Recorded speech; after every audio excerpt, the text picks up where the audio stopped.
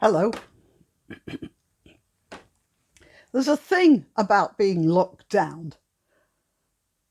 You ring friends up and you say, "Well, what have you been doing?" And the friend says, "Nothing much. I'm home." And then they say to you, "And what have you been doing?" And you go, "Not much. I'm home." There isn't that much to talk about. Except I got into a heated debate with a friend about politics, because basically we wouldn't be talking about politics, except there's very little else to talk about. It was about Trump and the fact that the Democrats have started yet another investigation into him. Now, this investigation, I don't understand the exact ins and outs of it, but it's something to do with the fact that they want a committee to make sure that the money that Trump is spending on the coronavirus problems, that the money's being spent properly. And there's nothing wrong with that, and I wouldn't be suspicious about it had it not been for the fact that since Trump got into office, there has been one investigation after another on various sorts of things. Even, the Supreme Court, Kavanaugh, that was his name, wasn't it? Just absolutely anything to do with Trump has been investigated, one after the other. Don't the Democrats have anything better to do? There's a national emergency in America right now, and it could be headed off because America's a bit behind Europe in this, and you can see what's happening in Europe. So America has the chance to stop this in its tracks, and instead of the president being allowed to just get on with it and stopping it, he's got to handle yet another investigation. And as I said, this investigation might have been perfectly reasonable, except all the others ahead of it make it very suspicious that it's just nothing really much to do with anything. I'll try and find a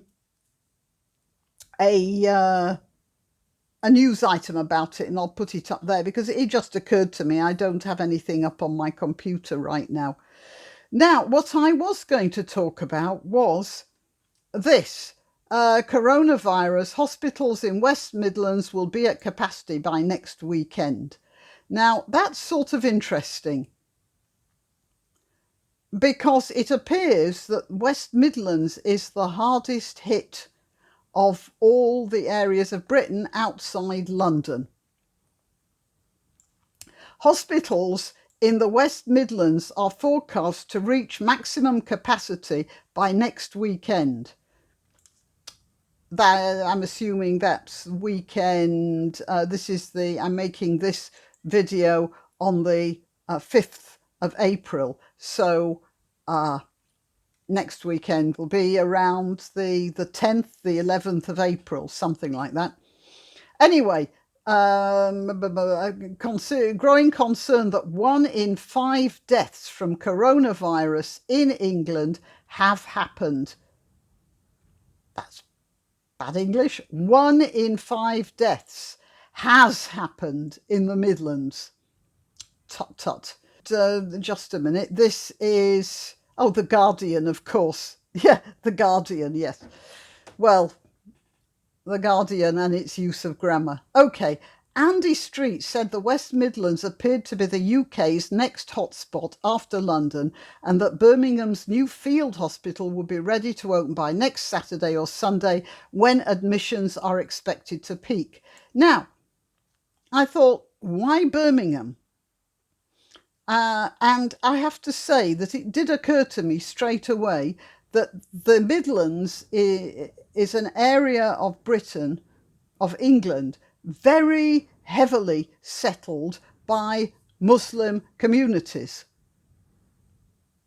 And The fact is that we know that Muslim communities, not all obviously, but many of them appear to feel that the rules don't really apply to them, and the British government over the years, various British governments have given them much cause to feel that way. A lot of rules are put in abeyance, not in the face of individual Muslims so much in the face of the very strongly united Muslim communities who have turned their communities into voting blocks. So I looked into this, and of course I found this. MP joins up to 100 mourners defying city's 6-person limit for funerals. And this was on 3rd of April. This was written on the 3rd of April. Now you can see this is a Muslim funeral. An MP was among up to 100 mourners who defied local coronavirus restrictions to attend a funeral yesterday. Hall Green MP Tahir Ali was at Sutton New Hall Cemetery in Sutton Coldfield, where police were called, but no action was taken. So these people thought that the rules didn't apply to them, and then found that indeed the rules did not apply to them. Mr. Ali confirmed, you know, that their MP turned up. An MP, a lawmaker, turned up at a funeral where the law says no more than 6 people. A lawmaker, and nothing seems to have been done about it. Oh, by the way, for those of you who don't know, that's a Labour rosette that Mr. Ali is wearing. I'm assuming that's a photo of Mr. Ali. Mr. Ali confirmed to Birmingham Live he had joined in prayers at the ceremony and blasted the restrictions limiting funeral numbers. So he disagrees with the restrictions on funeral numbers. Fair enough.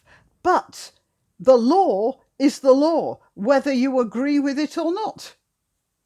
The number in attendance was understood to have been between 80 and 100, although most attendees dispersed after saying funeral prayers.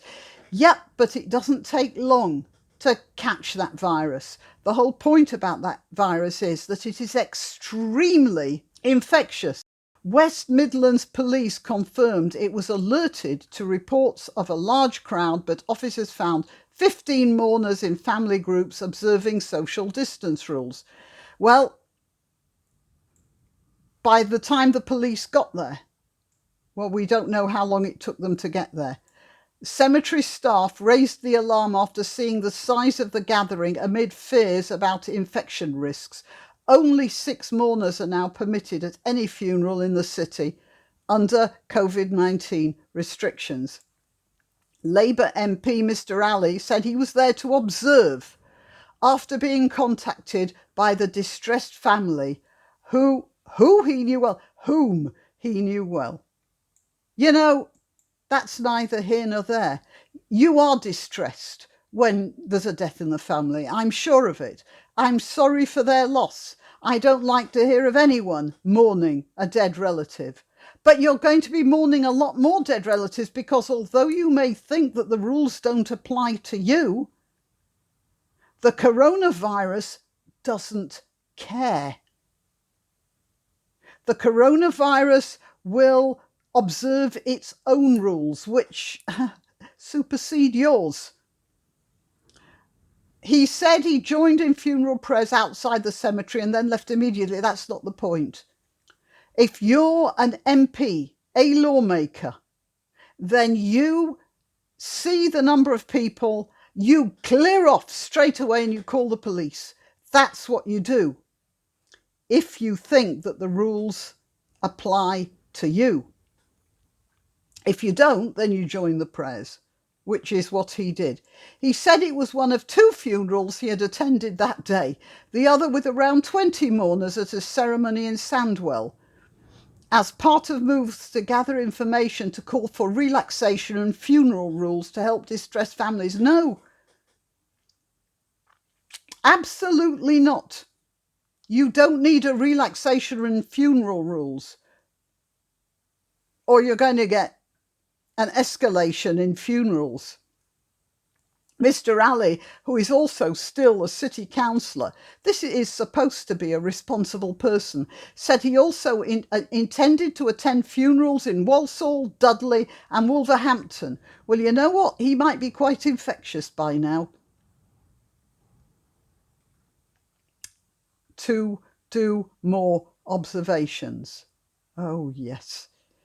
He's calling for more people to be allowed to mourn together in the city as long as they observe social distancing rules. You can't do that. He said it was otherwise putting large families in the city, many of them Muslim, in a horrendous situation.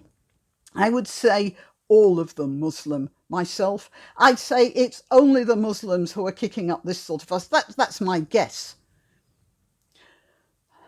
But it is a feature of religious communities. My attention has been drawn to a situation in Israel where the super religious people there have not observed. They didn't think the rules applied to them either. And now there are religious neighborhoods which are actually being sealed off by the police because they have something like 40% infection rates. And I was looking, they're thinking of, putting up tent hospitals outside these places because there's going to be so many of them turning up for medical attention soon. In response, the city's Housing and Neighbourhoods Cabinet member, Councillor Sharon Thompson, who oversees bereavement services, said, "We are clear that the fewer people there are at funerals, will, we hope, help us see fewer funerals." Well, I take issue with the English, but yes, absolutely, she's right. He's wrong. And furthermore, he is dangerously wrong, murderously wrong. This is a community leader, this Mr. Ali. He is supposed to show the way. I appreciate some will not agree, this is Councillor Thompson, but my priority is to keep people safe and save lives. Good for you, Miss Thompson. None of this is easy. It's a very difficult time, and we absolutely understand the distress of families affected by loss. Yeah, I do too. And I don't want more of them to have loss of that sort. One anxious mourner said they had no idea so many people would be in attendance, but they had been urged to attend to pay their respects. We were shocked when we turned up. There were around 80 or more people all stood together. You see, here's a sensible... so, you see, as I'm saying, not all. Here's a sensible person, obviously a Muslim, obviously shocked by what's going on, but, found himself or herself trapped in a group of which he or she could become a victim within the next few days. Groups of 6 at a time were going into the ceremony. It did not feel as if people understood we were in a lockdown. They didn't understand they were in a lockdown because they didn't think they were in a lockdown. The lockdown's for those kafirs. It's not for us because we're Muslims and we make our own rules. That's the attitude they were having, and that's the wrong attitude. Now, frankly, if a community like that decides that the lockdown is not for them and they're going to flout the rules, by all means. And like those guys in Israel, by all means. But the problem is you are spreading the infection to people who do not agree with you, people out in the town, those kafirs out there. You could be murdering some of them by your irresponsible behaviour. It's just a disgrace. And the first person to be arrested for this should be this Ali guy. He added that he was surprised to see Mr. Ali there as an MP for the city. I would have thought he would set an example. It didn't seem right. It wasn't right. You are right. I would like to pat you on the back, but I don't know who you are. Mr. Ali's fellow city councillor, Majid Mahmood, is also calling for a relaxation in funeral attendance numbers, calling for a maximum of 20 attendees to be allowed to attend. No, no, again, and no. The more people, the worse the risk, the higher the risk. This is just disgraceful. Mr. Ali has defended his attendance at the gathering, which is in clear contravention of rules around mass gatherings, social isolation and essential travel. Mr. Ali said he was contacted by a family he knew who asked if there could be any flexibility. You know, they're talking as if these rules were just some arbitrary thing that the British government had thought up. They don't seem to realise what viruses are. They don't go to council meetings, viruses, you know. They don't hold, they don't suspend their rules about replication because you don't like them. Here, this is a funeral parlour, and this is how they have it, with people sitting at a distance from each other, except, of course, for that funeral, where we see just look at these people here, crowded all together. Just look at them there. It's a disgrace. And this was sanctioned by the presence of an MP and a local councillor. I might say that local councillors earn money and so do MPs. So that man's raking it in as a representative. He can't possibly be a good councillor if he's also an MP. There's just no way he could do both jobs. So he's being paid for at least one of those jobs, not doing it very well. Most likely the council job, but who knows? And he is not doing either of them very well by attending the funeral. The limit here in Birmingham is arbitrary. No, it isn't. They hear of different rules in other areas and ask, why not here? Well, maybe it's because somebody's trying to save your life, boyo. In response, Councillor Thompson of Birmingham City Council says, we took advice from officers and public health officials before setting our funeral restrictions, which are shared with our neighbours in Solihull. Now, this is a map. I'm trying to find the map. Oh, before I do, I want to show you this. This is a statistic on active cases and closed cases, total cases and total deaths. Now you see this. You see how the graph looks exactly the same. They're not quite the same dates. This is March the 22nd here. And this is April the 1st here. This is March the 25th. And this is April the 3rd. So you see the deaths follow the spike about 2 days. Can you see that? The picture is the same though. It's just shifted along 2 days. So the correlation between getting the virus and the deaths remains, practically identical. The correlation, of course, not everyone who gets it is killed by it, but some people are damaged by it. It's not really the flu, is it? It attacks the lungs in a way that flu doesn't.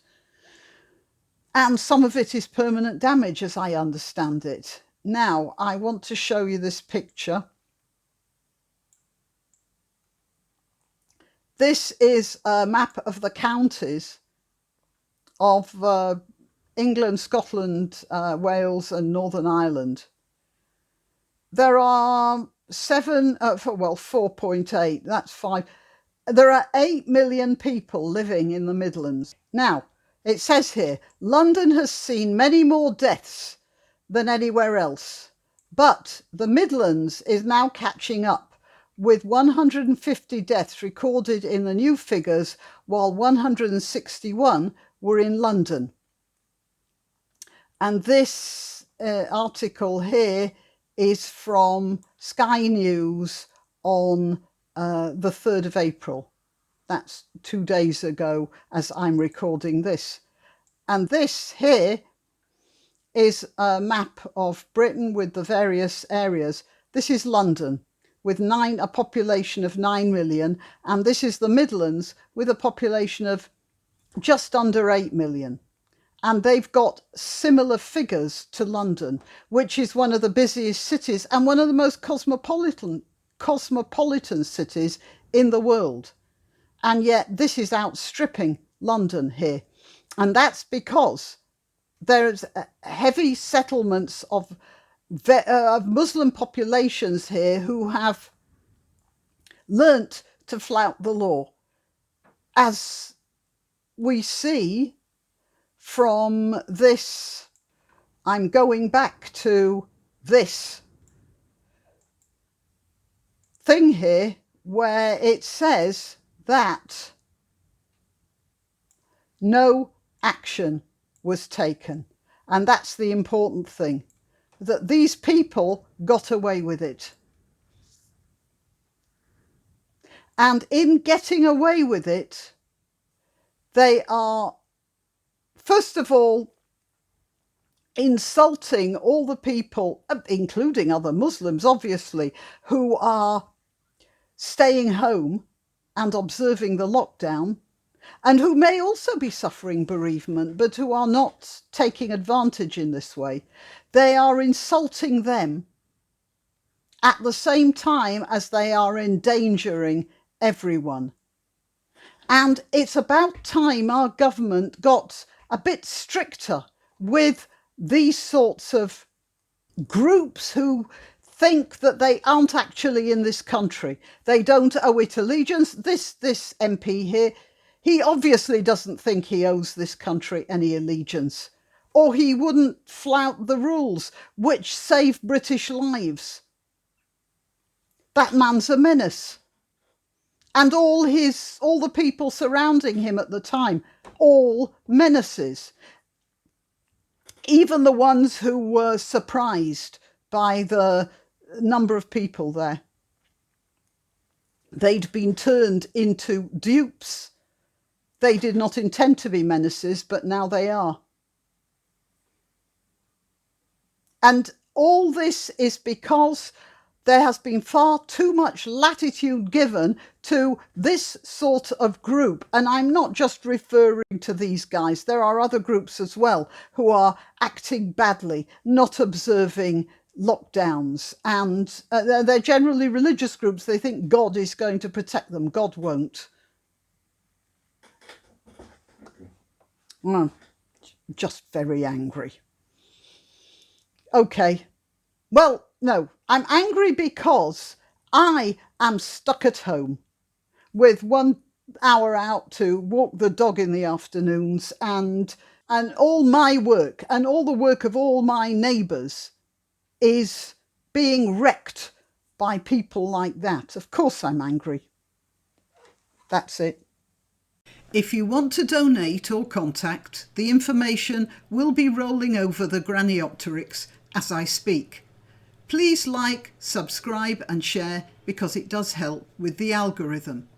If you visit my channel on YouTube and one day discover that I've disappeared without warning, you'll still find me on BitChute or Minds. Just go to either of those platforms and do a search for Graniopteryx. If you're already watching this on BitChute or Minds, good for you. Meanwhile, if you're watching this on YouTube, remember that you must keep checking the subscribe and bell icons because occasionally they reset. Till next time.